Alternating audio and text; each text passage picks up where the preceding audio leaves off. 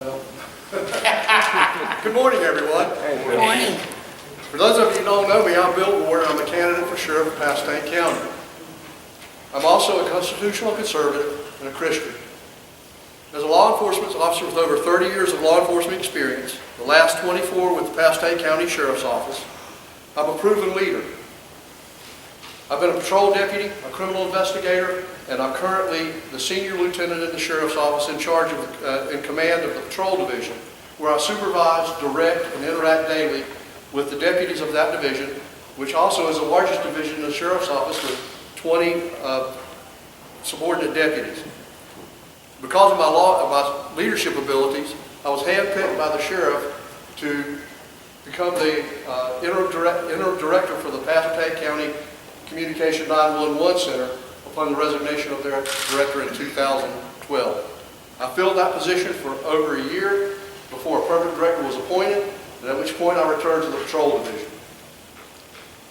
The Sheriff's Office is entering into a transitional period, not only with the election of a new sheriff, but also with new laws coming online and the pending retirement of a core cadre of personnel.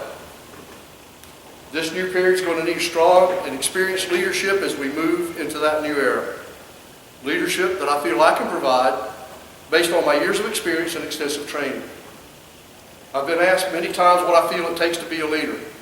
My answer is confidence, courage, and compassion.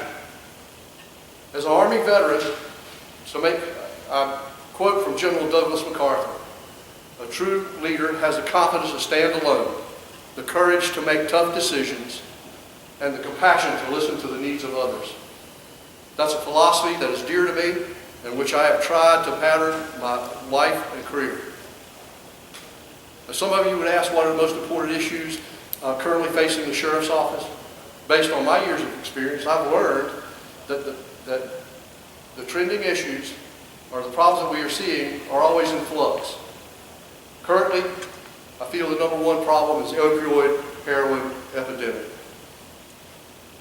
Number two is the mental health crisis. The third is the safety of our schools. And the fourth is the rise in juvenile crime.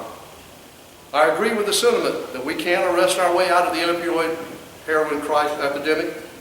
And that's why I propose to help those that are addicted by diverting them to the treatment and education when they ask for it if they've not been arrested. For those that have been arrested, I will work closely with the elected district attorney in an effort to lead to successful prosecutions. I will also revisit and reestablish the DARE program to educate our children about the dangers of dangerous drugs. Second, I will work closely with our elected representatives and local mental health providers to ensure that our citizens suffering with mental health issues have resources available to them, and will continue to push for regionalization of services so that our citizens will receive treatment in a timely fashion. Third, I will work to ensure our schools are a safe environment. As financing for SROs is finite, I will visit the ideas that are being utilized by several states. I will look at properly trained and vetted volunteers, retired law enforcement officers and military personnel to fill the vacuum that we're currently experiencing. Fourth, I'll form a juvenile division for current resources within the Sheriff's Office to focus on the juvenile issues that we are seeing. I will work with the district attorney, faith-based groups, and private citizens to ensure that the parents of these juveniles are afforded parenting classes and held accountable for the actions of their children. With an eye toward greater involvement, I will look at realignment of resources within the Sheriff's Office. Wrap it up. Foreseeable issues, so as to provide a greater presence of personnel to respond to current and foreseeable issues that our community is facing, with an eye toward greater involvement and community transparency within the office and accountability for all personnel. I appreciate it very much, and I ask for your support and your vote. Thank you.